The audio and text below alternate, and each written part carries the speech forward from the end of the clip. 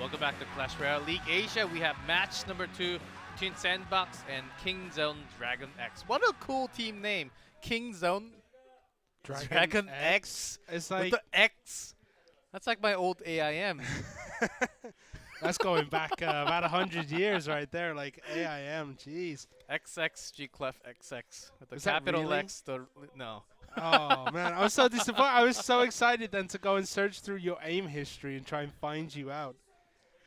But yeah, Sandbox, King Zone, Dragon X, new teams, but not new players actually. We've seen quite a few of these during the Crown Championship Global Series Korea, including the winner, Expo Master. He's now Master is coming out, and we already saw some Expo play, and we always have to talk about this and bring this up. For those of you who does not know about Expo Master, his ID is actually Expo Master in Korean also. So it is Expo Master, but we will have the video on Sandbox before we go into that very soon. And as soon as I get the overview, we'll be going right in. We have live audience actually right next to us, the big stadium right next to us. We have our own room right here, but just across the hall we have the audience. We had tons of them actually this morning. Yeah. It's very early too. It's super packed in there right now. Like everyone is sitting like kind of next to the Korean casters, and they kind of look like sardines. There's so many people there today. And I, for one, was expecting a decent turnout, but it seems we have even more than expected. And we have the video ready for the Sandbox. Let's go take a look at them. 저희 샌드박스는 독특하면서 약간 유쾌한 그런 분위기여서 항상 밝고 시끄럽고 뭐 좀 재밌는 그리고 그런 면에서 좀 더 자유롭다고 느꼈어요. 일단 저희의 최대 강점은 경험이고요. 크라운컵 코리아에서 8강에 들었었고 또 아시아 크라운컵도 8강 대통령배에서 3위를 했던 적이 있어요. 이번에 KG에서 우승했었습니다. 크라운컵 코리아에서 우승을 하고 대회 둘 다 올라가서 덜 떠는 놈이 이긴다. 근데 그 부분에서 좀 장점이 있는 것 같아요. 아시아 1위 하려고 아시아 1위는 해봐야 되지 않을까 하고. 경기되는 팀이요? 저희 해외 팀들 좀 경기를 하고 있어요. 국내는 적수가 없다. 아, 적수가. 근데 막 경기까지는 아닌 것 같아요. 그래도. 대회 때 샌드박스 팀 만나게 되면 어떤 덱을 꺼내올지 예상 못 하실 거예요. 제가 딱 지금 2개 쓸 카드 공개할게요. 일단 복제랑 반사경 2개 나올 거예요. 이게 심리전이죠.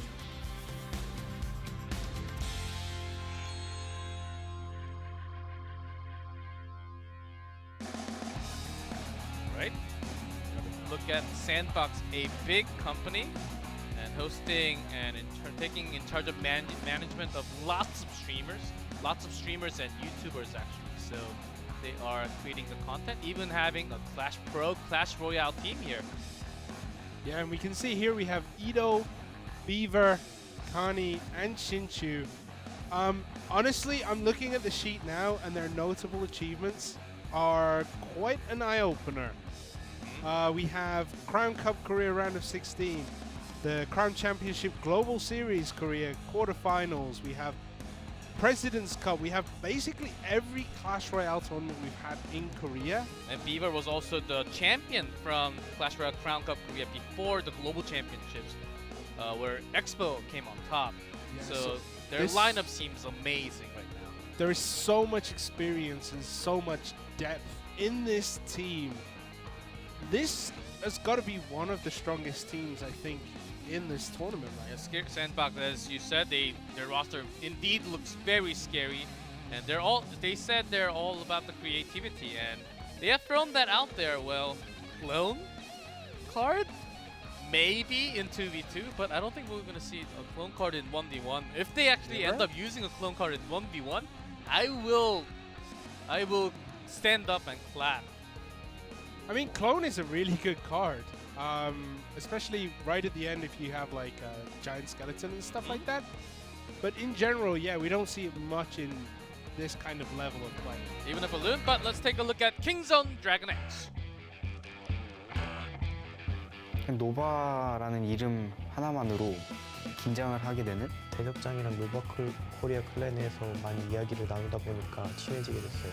노바에서 힘 좋은 프로팀에 입단하게 됐는데 프로로서 좋은 모습 보여드리도록 하겠습니다. 다 10대로 이루어진 젊은 팀입니다. 저는 빼고. 마음이 더 잘 통하는 것도 있고 게임에서 더 유리하다고 생각해요. 같은 나이대니까 이제 말도 통하고 그냥 어느 정도 친해지면 넌 여기 이런 데가 잘못됐다 이런 식으로 솔직하게 또 말해줄 수도 있고 재밌고. 줄라이를 부를 때 띵근이라고 하고 띵준, 머석장 이런 식으로 그냥 앞에 다 띵을 붙이는 것 같아요. 강동 감독님은 띵장이십니다. 애들이 쓰는 용어나 이런 거는 제가 잘 못 알아들을 때가 있지만 저희는 게임적으로 통하기 때문에 문제 없습니다. 일단 이번에 만날 샌드박스 팀만 이기면은 한국 팀은 다 잡을 수 있을 것 같고요. 샌드박스도 잘하지만 저희가 더 잘할 수 있다고 생각합니다. 우승을 목표로 열심히 하고 있습니다. 다른 팀보다 저희 팀이 더 연령대가 낮은데 10대 패기를 보여드리겠습니다. 기대하세요. 아...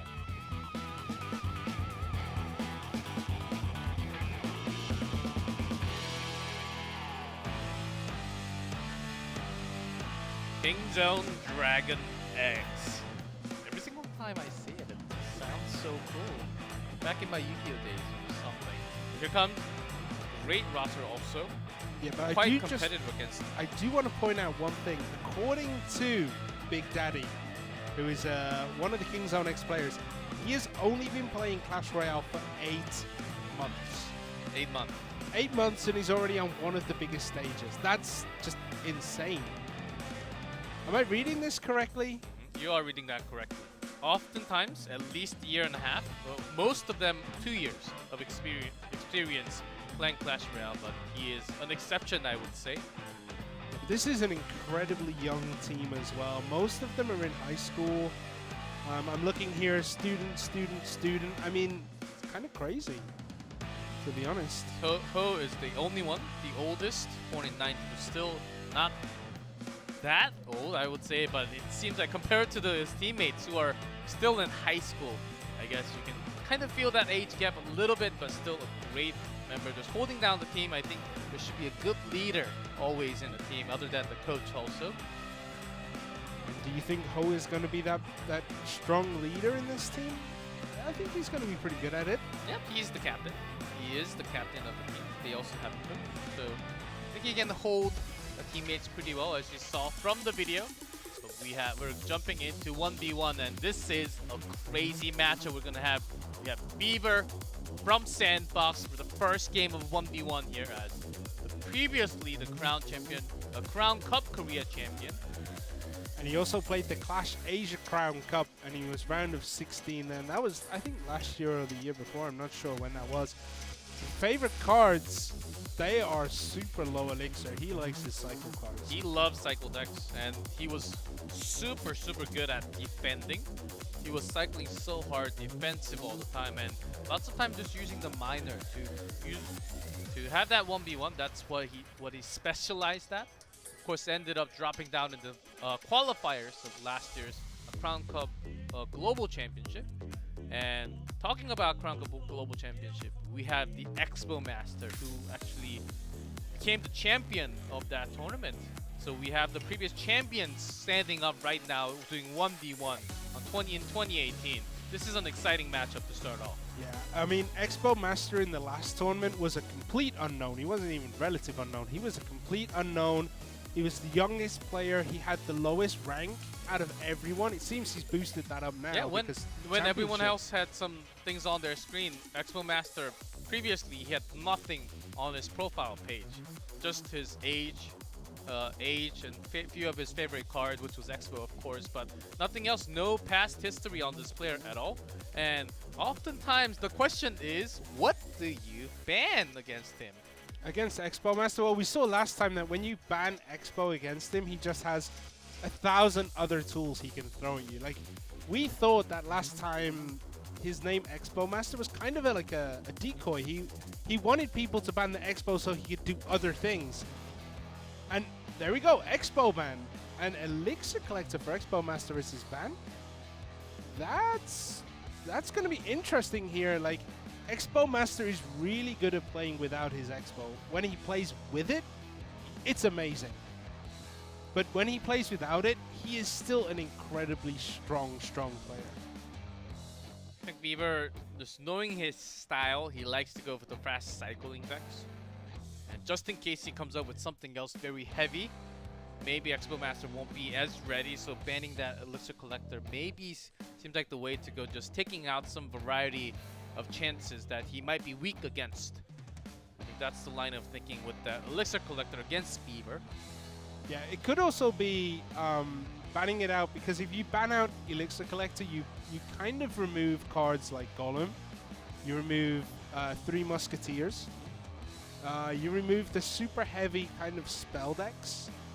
So it'll be interesting to see, without the Elixir Collector, what you can kind of do with your decks. You're going to have to be playing a chip style, right? With both these bans, I think it's going to be a heavy chip style.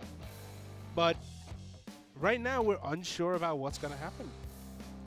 Well, when he was in the tryout for Korea a few weeks ago, Beaver 2 wins, 1 tie, and 3 losses actually. Not the best result from the tryout, I would say. Was using 6 different decks. So, of course, Sandbox was looking for that creativity. And in terms of creativity, the variety of decks that he has used, of course, not with the best result, but he has shown lots of things in that tryout.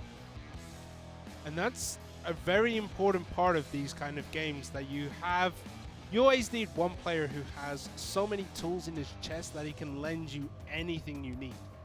So maybe one day you go, oh, I want a bomb tower deck. And the guy's like, oh yeah, I have one of those. Look, it wins like 80% of the time. That kind of player is super, super important to a team. One who can draft up these kind of weird and crazy decks that just help you to victory. I've had a friend with the Royal Giant going up to 5,000.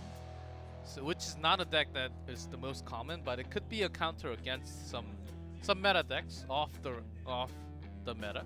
Those kind of decks actually work, and you can climb super high if you're really good at those decks, and you end up meeting a lot of random ones. Of course, this is competitive. They have a lot of information about each other, but compared to that, Expo Master only used 4 decks, holding 4 wins, 1 tie, and 4 losses in the tryout. Let me guess, you used a lot of Expo? Only once, actually, out of the 9 games that he had. Wow. Well, maybe it was just fanned out. Didn't really get to. Of course, it was only used once, and oftentimes most of the times he was using Hog Rider and Miner decks. Oh, we could definitely see that now, since neither of those cards have been banned. Hog Rider decks are really, really stable, I would say. They're always going to be top tier kind of cards. Top tier decks. Hog Rider is just such a good card. Hog Rider, along with the Tornado, the Log Ice Spirit, Executioner, and the Poison to finish off. That was a deck that Expo used 3 times in that tryout. And it's worked very well. Even the qualifiers in March 31st, he was the first, actually. He came out on the first, and qualifiers used. Of course, with the Expo, he used it 9 times in that qualifier series, having 8 wins, 1 tie, 6 losses. So I'm taking a look at the sheets we've got, the personality sheets. Beaver's most charming quality is his eyes. Let's take a look. Can't quite see him. The camera's not really catching as he's looking down at the moment. I mean, okay, Expo Masters is confidence. That kind of makes sense, right? He is a very confident person. Yeah, we saw it from the team video, as we saw. But Beaver, if you go back to the real Beaver, their eyes are pretty cute. Beavers? The real beavers, like the animal. Yeah, that's what I mean. They're kind of cute. Well, I think we are finally ready to jump into our very first one between these 2 formal champions of Korea. Let's go right into game number 1 for match 2.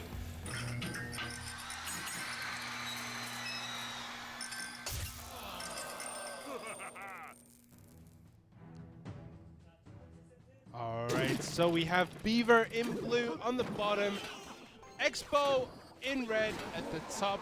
Instantly, Expo throws down that miner. Seems Goblin Hut. Seems like Expo Master brought his tryout deck once again with the miner and the poison spell starting off. Yeah, the Hut is an interesting choice. We see Goblin Gang and Hut both coming down from Beaver and a balloon as well. And Miner, this is a pretty powerful push right now. That's gonna get at least one Straight hit. up connecting to the tower. Actually, Oh, using tornado. beautiful Perfect tornado timing, there. connecting into the hut now. Expo Master, that kind of looked pretty dangerous. He left that till the very last minute. He had the executioner. Now he can't really use that as a defensive tool. I mean, he already used it as a defensive tool, so it's not a complete loss. The guard's coming down, taking care of that Dark Knight. You need pretty good positioning to be able to do that as well, because the Dark Knight does have that area of effect, and it can finish it almost instantly. There's a poison coming down. That's going to make quick work of any goblin that comes out. The poison damage is chipping damage. That's what he's looking for, Expo Master is. Both holding poison. Poison spell has been just a super popular one, along with the tornado, even with the change on it. The luck just missed the tower there for the last hit. But the miner, again, coming in, doing a bit more chip damage. Beaver, Expo sends his own miner down, but the hunter coming from Beaver there. Yeah, Beaver is taking it actually out. a player who likes to play the hunter card as a defensive tool most of the time, of course. You really push all the way in with the hunter alone. It's Well, pretty I tough. mean, he has no choice at this point. He kind of had to leave it. Goblin Hut coming down again, and a poison from Expo Master. It's hard to tell who has the advantage here, but it does look like Beaver is kind of pushing. We need a tornado right now, Expo Master. Perfect timing again. Just before it was about to hit, takes it out. So Takes out the balloon. about even. Slight more favor to Expo Master as he has used that poison to actually attack onto the tower a few more times. I would say Beaver has a slight advantage right now, but the miner from Expo Master does swing it back into his favor. But in terms of playmaking and how that's affecting the tower, Expo Master is actually doing the damage straight to the tower when you were not really connecting. Now it's the time for him to actually do the damage with the poison Good spell. miner, but the miner coming down from Expo Master onto that bottom left-hand tower, 850 hit points. It's pretty neck and neck right now, but Expo Master does look like he could take this. More so than Beaver. Keeping the same hut position, just in case the balloon comes down onto the other side. He's still holding onto that tornado, so that balloon play is basically locked on unless Beaver has some major elixir lead.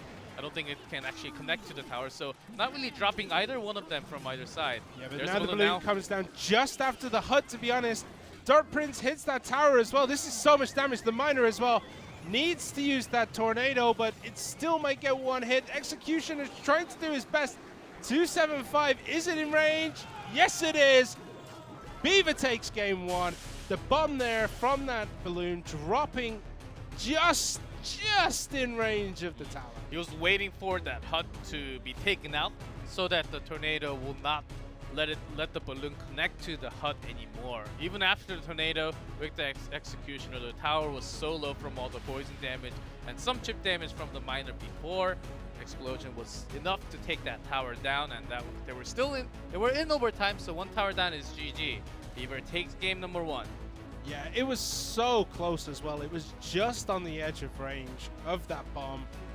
I mean, I would say like maybe 2 pixels further towards his own side, and that bomb would not have connected. It's just a single pixel. I think it was very close. It was incredibly very close. Maybe just a pixel to the left. Could have been. Could have been. Could have missed actually. And even Beaver, he was quite happy after that connected to the tower. It was very close. Of course, that's all in the nerf if Tornado was back to 2.5 seconds. it was not going to land because it was going to be pulled even more, but less of a time to actually pull the units now. The damage is about the same overall, but the pulling time is a bit less. So if it have had that slightly longer pull, yeah, as you said, that would have stopped it. Maybe Expo Master could have countered, but I think at that point, even without the death bomb damage from the balloon, I still think Beaver had enough to finish that tower off. maybe that could have been just enough. Because he also had another poison spell coming in very soon. Over time, I think he should have been winning, but that's going to be first game going to Beaver. When Expo is banned out, Expo Master loses his strength a little bit, and he has been coming out with something else tonight. So far not working. As we go into game 2 very soon, seems like both players are ready to jump in. They got their minute to revise their deck. They have to jump into game 2 now. It'll be very soon. Yeah, I'm looking forward to this. I think Expo Master should be able to take it back, but can Beaver keep up this winning streak into game number 2? Let's find out when we eventually get in.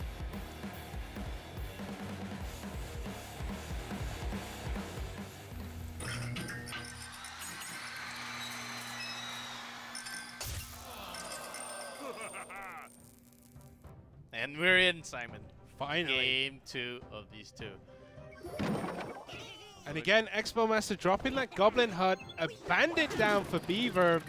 Kind of interesting. Guards and Miner again. Oh, activated King Tower though. Expo was baiting that from happening. He was prepared, and what that does now is it activates the King Tower, which increases the defenses basically. Big time. For Expo Master. It's going to be really, really hard to push. You can And see Beaver shaking his head at And that. it's also so much easier to predict where the miner is going to be because it can't be too close to the King Tower anymore. It's got to be on the outer side. Yeah. If it's on the outer side, it'll just pull into the side of the tower a little bit. But the Goblin Hut did its job. It managed to pull that miner and activate that King's Tower, giving Expo Master a bit of a defensive edge here. Lots of miner use coming out from both sides as they would like to, instead of a big one, because the Elixir Collector is also banned, they like to do some chip damage. This is more of a meta from Korea. I wouldn't say only, but a big meta in Korea where we do chip damage over time and lots of poison spells because of that. Yeah, lots of chip damage here in Korea. It's always been a bit of a Korean meta when it comes to the game. Like we see in other regions, there's a lot of heavy pushes, but in Korea, it's all about miner, poison, maybe even graveyard. Just slowly taking those towers down. We saw so many games last year with poison, graveyard, miner, and then maybe a bandit. Little less graveyard because the poison spell is actually a lot more popular. Can just straight up counter and win the elixir trade in that way, 4 to 5.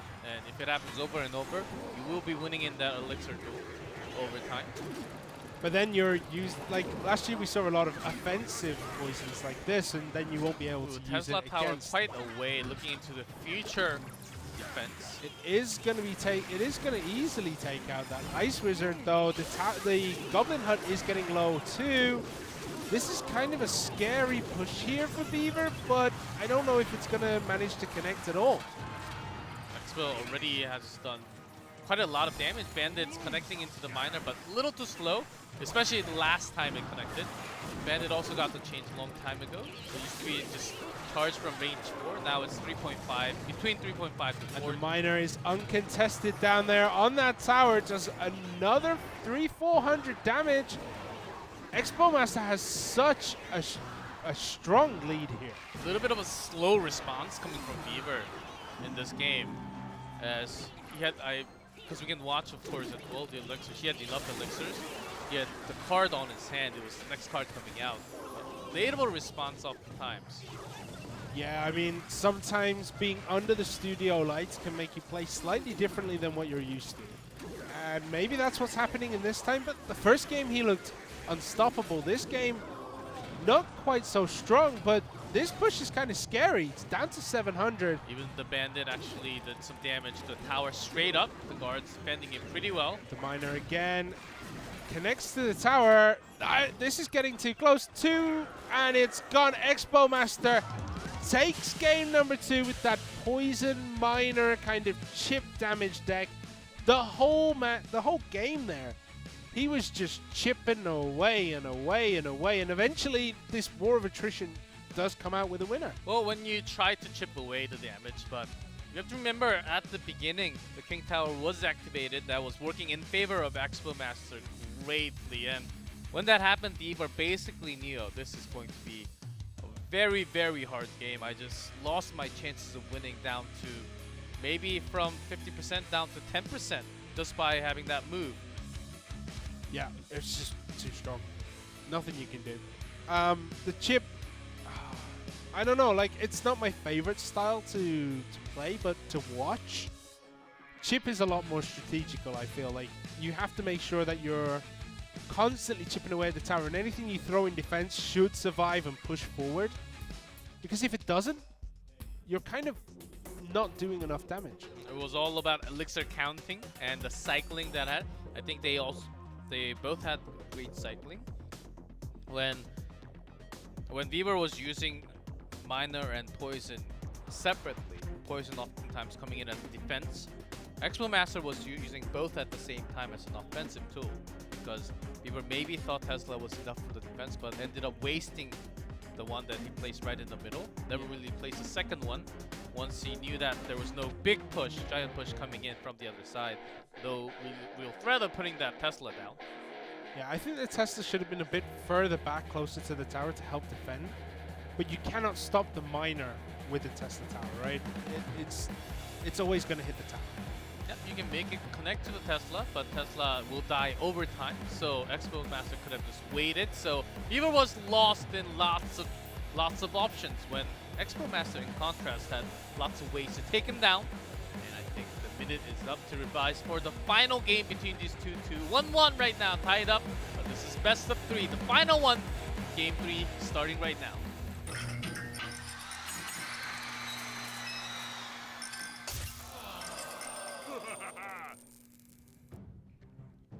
Okay, so Beaver in the blue at the bottom, Expo Master in red at the top. Tombstone. We didn't see one of those in the last 2 games, right?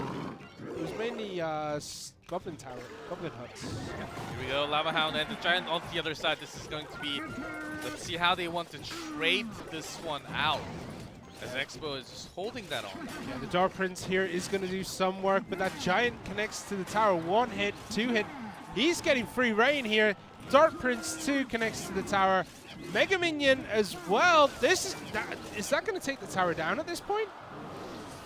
So much damage. Triple so 4 early. right there. Well, Beaver, the moment he saw the Lava Hound, okay, let's make the Giant push onto the other side, because Lava Hound by itself doesn't do too much damage. It's very slow. Here comes a balloon. Does he have any structure? There's a lightning spell. The lightning doing so much damage.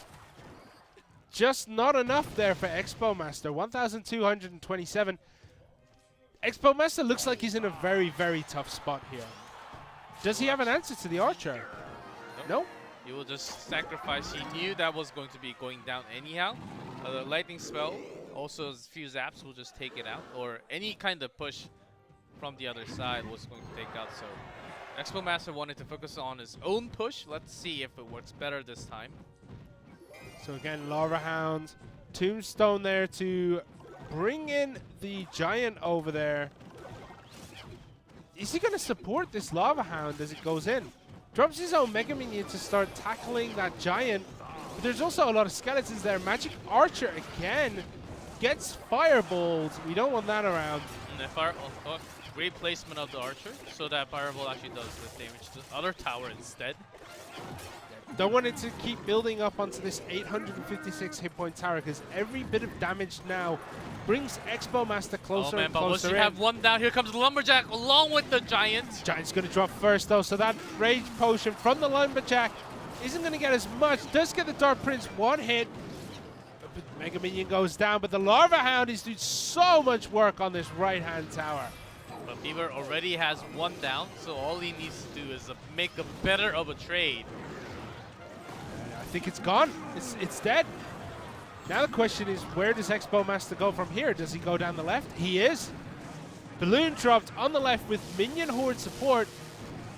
The Lightning doesn't quite manage. He's going to get one bomb at least.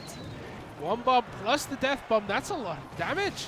Does connect. He was just thinking maybe the lightning spell is enough, but only onto the minions and the balloon there.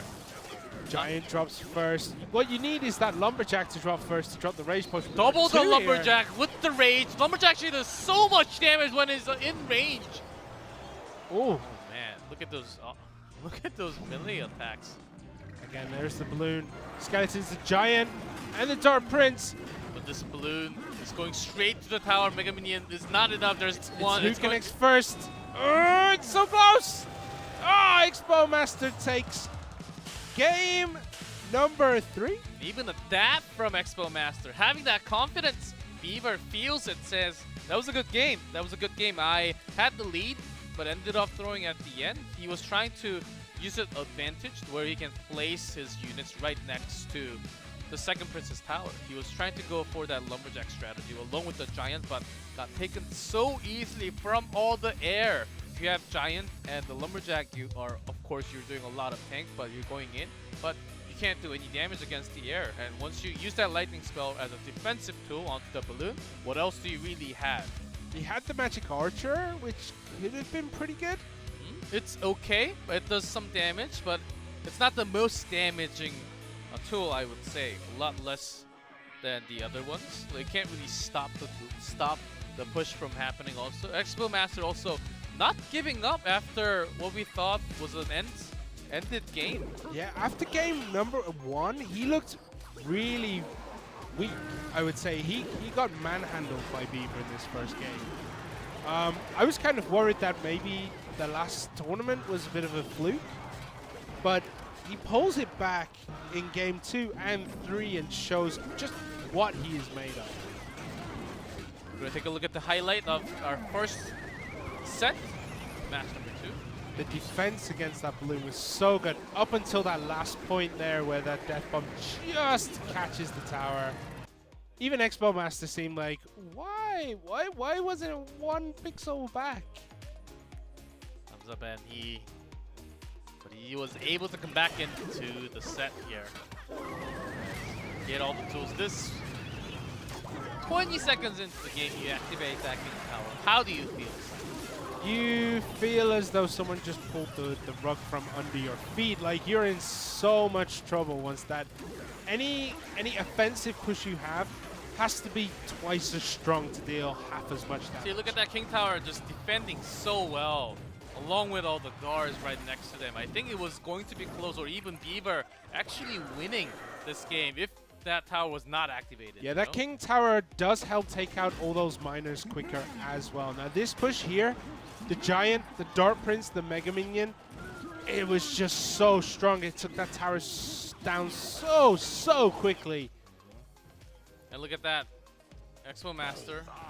No overreaction, actually, just leaving it. Oh yeah, I'm gonna lose that tower, just let the Magic Archer do I will its job. save it and continue my strategy. This was the push from Beaver. Actually, see, look at that Mega Minions actually taking a good handle of all those units.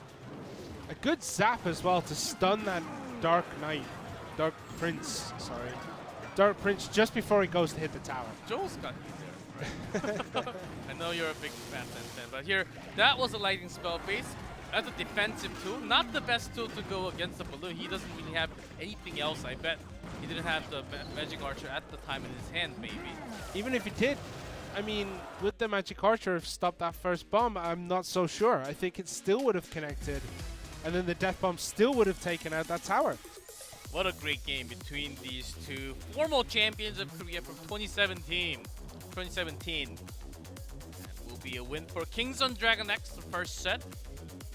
So if Kingzone Dragon X can do it in this 2v2 game that's coming up, Kingzone X will go through. But we have to wait. Here's Khani from Sandbox We already saw some creativity from Beaver having that lumberjack. I wasn't really expecting that card to come out all of a sudden.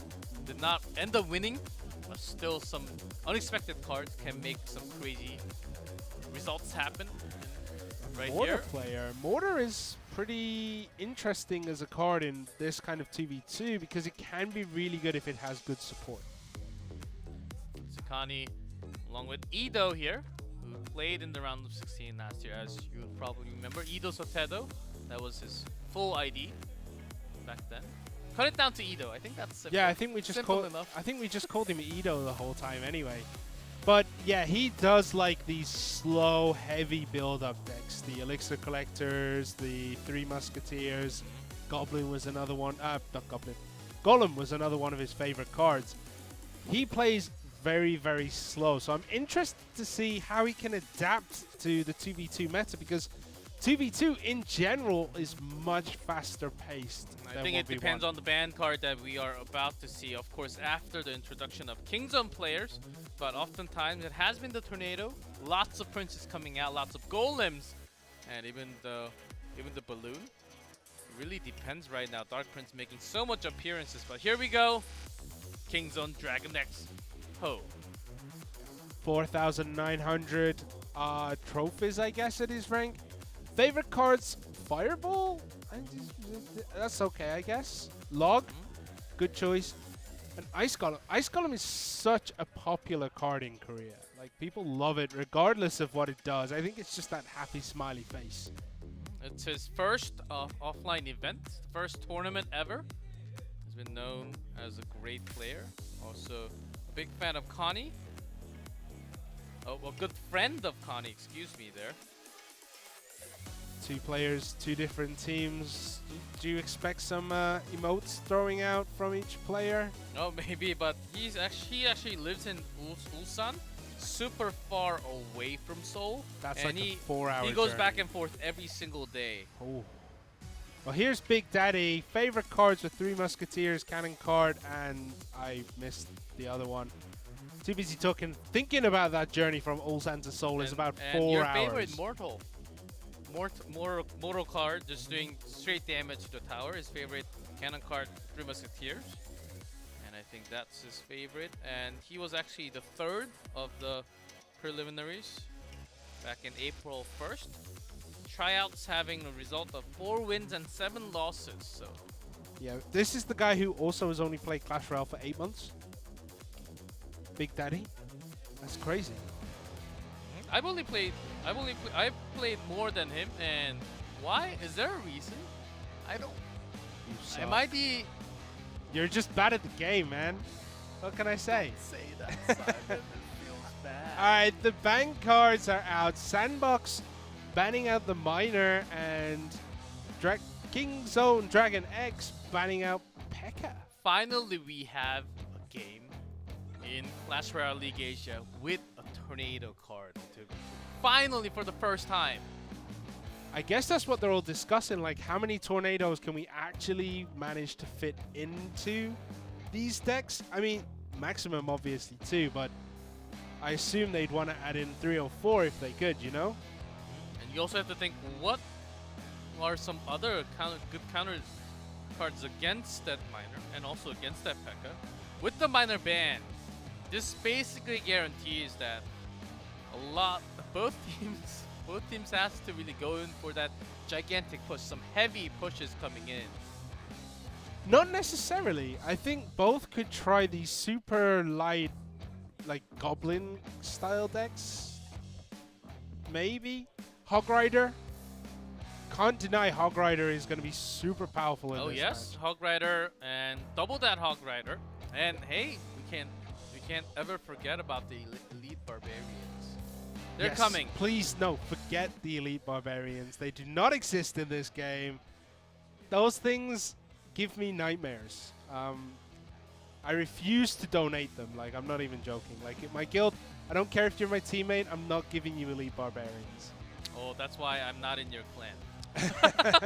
Sorry, Simon. We hate each other in real I do use life. Elite Barbarian on my 2v2 sometimes, and it works. It works perfectly.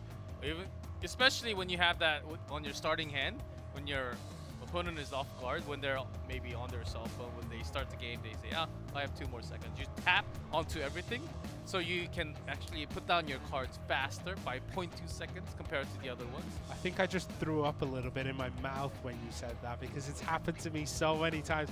That's the best strategy. Back when I started, I didn't know you could skip that animation. I just waited and I was like, oh my god, why is this guy's loading time so faster than mine? Like, he just dropped everything down. He's got that KT internet. Let's see, 2v2. They are ready after the ban. They got their 3 minutes to make their own deck. They got some help, discussion through their teammates. But the first game of 2v2 is ready between Sandbox and Kingzone Dragon X.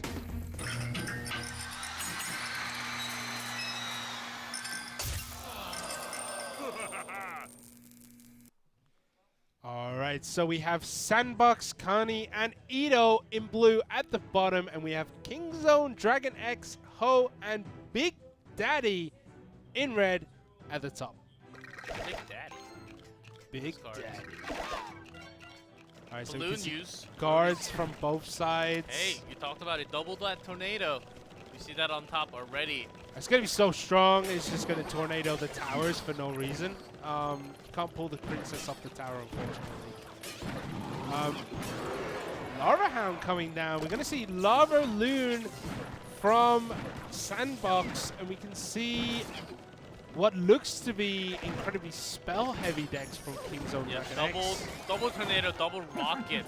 So they want to take everything down. If there's 1,000 damage on the left.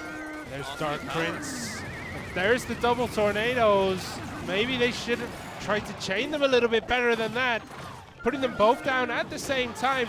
Lava Hound connects. There's so much damage behind this. Giant Skeleton and the Balloon and the Prince. This is going to deal so much damage if it connects. If that Skeleton gets super close, the Balloon turns around, but it doesn't matter. That Giant Skeleton is going to deal so much damage. It's going to take the tower down. That should be enough. Yeah, it is. That was an insanely strong push. Really using it well. Even had to use the Tesla to drop down the Balloon, but Balloon was not the only problem. Giant Skeleton was coming in slowly but steady. They had the Dark Prince to actually clear all the lane just so that Dark Skeleton would just straight up walk into it. Yeah, you have to pull that skeleton off the towers because if it connects, it's going to deal so much damage. Its Death Bomb is over 900 damage on its own. Once again, Sandbox can do exactly the same. And Rocket not even connecting into the Lava Hound. I'm guessing they were expecting something else to come out. Last time they ended up using double the tornado, maybe saving it for the later phase. I think that was a mistake. Like in 2v2, you kind of want to chain your tornadoes to keep everything back forever. And it seems like Kingzone are holding that second tornado mainly for the Giant Skeleton now. You're going to need it to pull him away from the tower. There's the rocket that comes in. There's the Giant Skeleton. But they don't have too much time. They only have 20 seconds. They Double need to rocket. cycle this one out, but right after that, they are in trouble. The Balloon is coming. The Giant Skeleton is coming once again. There's that tornado. But they don't have anything to clean it up. There's the second tornado, but there's still nothing there. Will get taken out. Explosion damage will not be the same, but rockets are not enough to clean the tower out from the bottom, and that's going to be game number 1. Gigantic push. Yeah. Heavy push coming out from Sandbox there. Edo style, isn't it? Edo style is these big, super heavy, strong pushes. And he's shown it again. He's just super good at it. I don't know how they managed to do it. That was an insane push. And we saw that those tornadoes working super well after, right before the game ended. But once they had both spells down, before they came in, that was a big mistake costed. I think the communication was a little bit off. That's like when you play with a random person, you end up using spell after spell on top of the same thing. Yeah. You end up wasting at least one of them. But these two guys are standing next to each other. That kind of communication issue shouldn't be there. Exactly. And that's exactly why we have competitive 2v2 here. We need that communication. We need that teamwork. Make sure you have calls.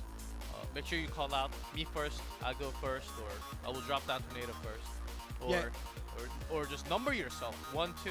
Tornado 1, then it's on you. Tornado 2, it's on me. That's how you should always communicate between each other. But Make then sure you're going to need a shot caller in the middle of this game, and like the problem with Clash Royale 2v2 is it is so busy. it is And good. having one shot caller in that, you're going to reduce reaction times a little bit. So I just feel like they just need to talk to each other. Oh, I'm going to use my tornado. Oh, I'm using my tornado.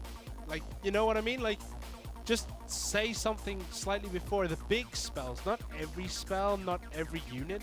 Those big ones like tornadoes, they should just call like, I'll go first. You first. Yep, Me and first. Kingdom, they were depending too much on those spells, and when you're depending on the spell and also making mistakes, and it costed them a lot. Rocket not really hitting the target, along with the tower. Best use, you hit the tower no matter what, and hit something very heavy coming down all the way from the back. Lava Hound was not even contested. Dark Knight never contested really with the rocket. Only landed twice. Got down to 1,000, but they were late. They didn't really have the time to finish it up. No, they went too spell heavy. I feel like double rocket is a bit too much. Double rocket only does about 860 onto the tower. So even after 2, they needed a lot more damage. They had over 1,000 left on that tower. Yeah, you have to use it, what, 3 times? If my math is correct, which it probably isn't, you need to use double rockets 3 times to be able to take down a tower in 2v2. I think it'll be very close. And a little bit of wind. Let's do 432 times 8. What is that? You're the one who tells me 32, before a cast, do 35, not do math on 30. stream. Okay.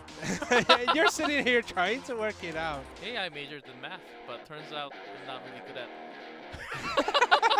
it. Well, here we go. We are ready to jump into game 2 first one. Went to Sandbox. Can Kingzone Dragon X bounce back in onto this 2v2? Last time their tornado rocket did not succeed. Let's go into game 2.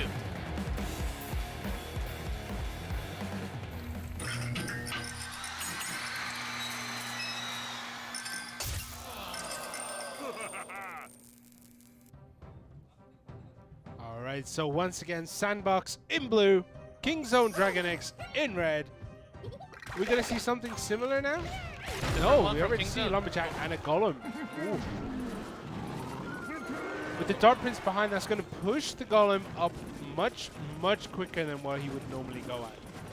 Lumberjack waiting for its moment. There we go. You want This is to have strong Lumberjack in the push. front, make sure it takes damage, but then the Rage spell drops right after. Double Dark Prince, Golem up front. That is so much damage going down right there. But the Golem isn't going to do that much damage to the tower. Inferno Dragon for the defense against that Lava Hound. If that connects with the Mega Minion first and not the Giant Skeleton, Then Skeleton also a great way of defending, because once you have the Skeleton down, it also soaks a lot of damage. Plus the explosion damage is huge on double the Mega units. Minion now to take out that balloon before he gets anywhere near the tower. But just in range again. Sandbox have been quite good at getting just in range, I think. Those explosion damage, death damage has been so important in a lot of these games. Single range can change everything. Here's another Golem coming in. There's a Golem again.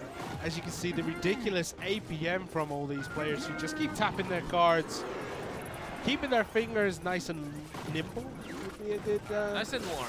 nice and warm, yeah. Just to So Lava Hound again, double Prince behind the time, Golem. This time it's the double Prince. Last time was only the Dark Prince, I believe, last time. I think last time it was double Dark Prince.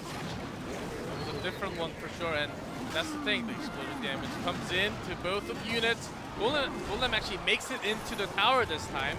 Yeah, but the Lava Hound has done a lot of work on the right-hand side. Not as much work as those Golems did, though. Got that tower down to 753 hit points against 1,542 hit points of Kingzone. Better of a trade, and also Kingdom holding in the rocket. See that on the hand, in the hand since the beginning. He's waiting for the perfect time to finish off that tower. We still haven't seen the flying machine come down from Kingzone X. We've seen every other card come down from Sandbox, I think. There goes the balloon. Not in range at all, but it is going to take a lot of damage from that Mega Minion. And there goes the tower. Golems take out that bottom right-hand tower, and there's just not enough push from Sandbox this time. And the flying machine. Great way of defending. Only 9 seconds left. I think that is just GG. And King Zone will come back with the Lumberjack with the Golden. Great double Prince push, and the Rocket actually used as a defensive tool. Take out that balloon right there. Great way of defending on your own tower. Yeah, double Prince never seems to work for me when I try to play it, but whenever I see anyone else do it, it's so powerful. And this time, one of the big changes this time for Sandbox was that they used that giant skeleton only on the defense. And that didn't seem to work out that well for them. They never seemed to be able to hold everything off. They had the Lava Hound and the balloon. That was their key part. Their ground units, it's really hard to push all the way in because of the Golem and the Double Prince coming in most of the time. But once you have the giant skeleton down, Golem will survive through that explosion damage. Connects into the tower, then a lot of explosion damage onto the tower. It just connected so well along with the push. Yeah, and do you think, sorry, I need to keep reading because all I can see on the screen is X Dragon. King Zone X Dragon, do you think they're going to keep the same deck, or do you think they're going to swap this time? We'll see, it's the final one. If they end up winning this one again, it'll be a 2-0, and they end the match too, actually. Sandbox, one of the stronger teams, a lot of expectations from the Korean audience for them to actually win the entire Clash Royale League Asia. Well, they have so much experience compared to everyone else. Like, as I said earlier, you look at what they've won and what they've achieved in Clash Royale, and every one of them is either a winner or someone who progressed so far into a tournament that they could have been the winner. It's insane. There's the music. That's the cue for the final game of 2v2 here between Sandbox and King Zone. If King Zone brings this game 3, they will close out the match. It is match point for them. Sandbox, they need to win this one to go into the ace match right after. Let's go into game 3 and see what happens in the arena.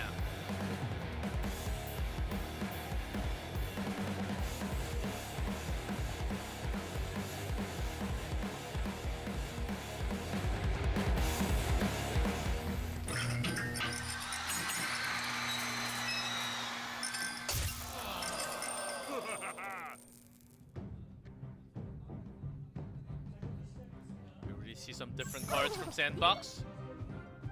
And a similar deck from King Zone, but some difference. Skeleton Barrel and Electro Wizard actually for the defense. Yeah, Golem coming down from Sandbox. I'm guessing they're playing a similar deck that King Zone played last time, maybe? They also have a Lumberjack Magic Archer even as a defense. Freezing Freeze spell will be the big one once that Prince goes close enough to those towers. Yeah, freezing the tower cannot be understated. If you freeze towers and minions, it is free damage, but that fireball was the best fireball. I was just about to say that push looks so strong.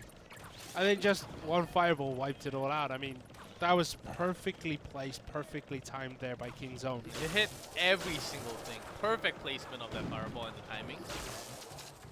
Yeah, I mean, it's looking good for King Zone to take it 2-1 again. Well, so far, one great push can end any, could go for either side here as Dark Prince charges in once again. Golem behind. What are they going to put behind that Golem, do you think? Let's see what this brings. Dark Prince just kind of wasted right there. Not really landing up behind the Golem. There is so much there this time. It's getting so cramped. It's really hard to see. There's a fireball. But that balloon is getting so close. Electro Wizard comes down, but lands one. And it's going to be 2.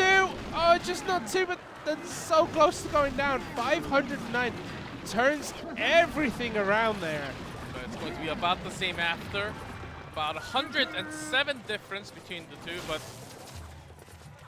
in terms of Elixir, right now Sandbox has got it. We're waiting for the perfect chance to make some changes here. There's the Golem again. This Golem is basically their only push. It is their win condition. But the Magic Archer is actually going to deal so much damage to that tower as well. Oh, the angle almost lined up perfectly there to finish it. Shoots through the units. And going with the balloon, they are both thinking that this is basically a goner. And they're working already onto the other one. Kingzone take the first tower, but Sandbox are going to take that other tower as well. But the balloon for Sandbox connects so many times there onto the King's Tower. That King's Tower is super heavily damaged at this point. Let's see how Kingzone Dragon Egg wants to work on this one. If they want to push on to the other one with the Princess Tower or directly to the King. They have both ways. It's about the same, 22 to 2800. Yeah, they're going to choose to go down that left-hand side. Magic Archer actually not connecting with any of the units from the other side. This would be a gigantic push from Kingzone coming Magic straight down. Archer decided to go on a small vacation there. Beautiful freeze. Holding everything in place, but it will only delay the timing of as the death damage connects to the tower. Even the golem right now. 360. It's going down. There's the fireball. And Kingzone take it 2-1. Ho+Big Daddy losing game 1, but coming back in game 2 and 3, and they look incredibly strong. 2-0 and the 2-0. That will finish the entire match, finish the series between Sandbox and Kingzone. Who Sandbox was supposed to be the big favorite coming into Clash Royale League Asia, the Korean region, dropping their first ever match against Kingzone Dragon X. They seem very on top. Expo Master able to come back after 1-0. Ho and Big Daddy also able to come back after 1-0. Yeah, a great team just following up. Yeah, experience seems to mean nothing at this point. Like the relatively new to the scene players in Kingzone Dragon X just showed what they are made of. They're all super young and just wow. They played really, really well. One single mistake of that Magic Archer, just straight up walking towards the other lane, not really catching with the other units. Of course, if you time it well enough, it will. The range is super long, but it was placed way too early before the units came down to the bridge. Yeah, and working out angles on the Magic Archer actually super helped, as we saw earlier when the tower went down. Later on in game 3, it just deals so much damage through everything. Highlight, of course, as we have the balloons, this will be the first one and the second game. Yeah, this time, as we can see, that giant skeleton being used for defense, and no matter how much damage that death bomb does, Kingzone's still connected to the tower, and every little bit of damage they were doing was just helping them out. They kind of chipped damage with a golem, which is unusual, but it worked. Down to 700, but the Tesla gets taken out super easily along with that. Along the range from the lumberjack there to take out the balloon as well. While the Mega Minion cleans up the lava balloon, they take the tower. There's 20 seconds left. What can you do in 20 seconds? 14, Elite 1,040. Don't say that to me. Every time you say it, I get a headache. All right. So this time, Sandbox here, we can see Sandbox looks so good, but that was it. Rocket, I think, just does so much damage to that whole push. Kingzone turned it around. And here they just kept This pushing. was a big one. Balloon not connecting twice. Electro Wizard stops, stuns the unit. And against the balloon, against the big units, against Sparky especially, it stops them from attacking even. Yeah, and here we saw the balloon. They trade these two towers because, I mean, you can't really defend a 69 HP tower. Any fireball zap will kill it. But the balloon connecting onto that King's Tower, it kind of did, as you said, opened up both avenues for attack, and they decided to go down to the left and just won. And we skipped the moment where Magic Archer just missed onto the targeting of the left units.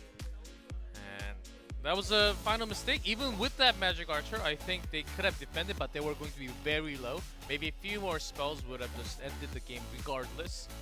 Yeah, Kingzone did have a lot of spells in that deck. They had Rocket, fireball. I couldn't see them coming back in. 오늘의 두 번째 매치는 Jumping right 샌드박스와 into the 킹존의 interview. 멋진 한판 승부였는데요. 그 결과 킹존이 첫 승을 가져갔습니다. taking the 오늘의 first 승리를 ever 이끌어주신 win. 킹존의 대형 석궁 장인 선수와 인터뷰 한번 나눠볼게요. We will have an 안녕하세요. interview with the Expo Master, the winner of the 오늘 1v1 tonight. 샌드박스와의 첫 대결 승리하셨어요. 소감 한 말씀 부탁드립니다. Of course, how do you feel after your first win tonight? 준비한 만큼 결과가 나와서 기분 좋고 이 기세를 몰아서 As 다음 we were 경기도 expecting 꼭 this 이기고 result, 싶습니다. of course feels 첫 good, 경기 and 전에 하품을 with this momentum, we 하시던데 want to continue this. 어젯밤에 굉장히 열심히 continue this 준비를 on 하신 to the 건지 later 아니면은 matches. 이번 경기는 그냥 이길 것 같아서 여유롭게 임하신 건지 궁금합니다. You seemed very confident going in, even without the 둘 다 Expo. 반반이긴 한데 전자에 조금 더 가까울 것 같습니다. I 대회 think I 경력이 did have the 많으시던데 confidence also, 프로로서의 but 첫 무대 also 어떠셨나요? without the Expo, I'm pretty okay. 오늘 경기는 별로 떨리진 않았는데 How was your 1경기 match as a pro 조금 team now? 기분이 좀 안 좋아요. 비버 선수를 after 경계 losing, after 선수로 dropping the first 지목하셨어요. game, 그 이유가 I 있을까요? was not really feeling the best. 일단 But 이 still okay 프로리그 after 한국에서 debuting as a pro 가장 player now. 잘하는 선수 중 한 명이라고 생각하고 What do you think of Beaver? 그리고 I think he's one of the 트라이올 때 best in Korea. 저를 이기셨기 때문에 경계 선수를 뽑았습니다. 오, And also, 제일 he defeated 잘하시는 me 선수라고 previously in 뽑으신 선수를 오늘 other games, 이기셨어요. so 기분이 I've 굉장히 actually picked him as a 좋으시겠어요. player to actually 그 watch out a little 기분을 bit 10대 만에 표현한 느낌으로 세레모니 한번 보여주세요. and show us some ceremony after winning tonight. This 앙 afternoon. 김어띠. 네, 10대만큼 정말 상큼발랄한 세레모니였습니다. happy? 네, 그리고 정말 궁금한 점이 있었는데요. 벤 카드로 대형 Another 석궁을 question. 벤 당하셨을 때 혹시 기분이 어떠셨나요? Of course, your Expo was banned out 저는 by Beaver. 항상 연습할 때 대형 석궁이 밴된다는 가정을 하기 때문에 I always 딱히 신경 practice 쓰진 않았어요. thinking that Expo will be 역시 banned 프로이신 것 against me. 같습니다. So I'm not 앞으로의 really too 각오 much 한 말씀 concerned about it. 부탁드립니다. Well, that's why you're the 오늘 pro. 이겨서 기분 And of course, 좋고 let's hear a little bit more 다음 about what you have to 주 say. 하고 다다음 주도 꼭 이기고 Feels 싶습니다. great to win tonight, and we want to continue 네, winning 함께 인터뷰 the- 해주신 대형 석궁 장인님 정말 for next week's 감사합니다. matches. 네, 이렇게 해서 첫 승을 가져간 킹존 진심으로 축하드리고요. 더 열심히 해서 더 멋진 모습 기대해 보도록 하겠습니다. 저는 잠시 후에 돌아올게요. 감사합니다. That was it. An interview with Expo Master from Kingzone after that 2-0 win. Yeah, I mean, Expo Master has definitely worked on his interview technique since the first time we saw him. Like the first Surely. time he looked like a deer in headlights. But that's not everything. We have one more match coming up very soon. It will be between OJ Nentis and Sandbox. So coming up right after the short commercial break. We'll be back, guys.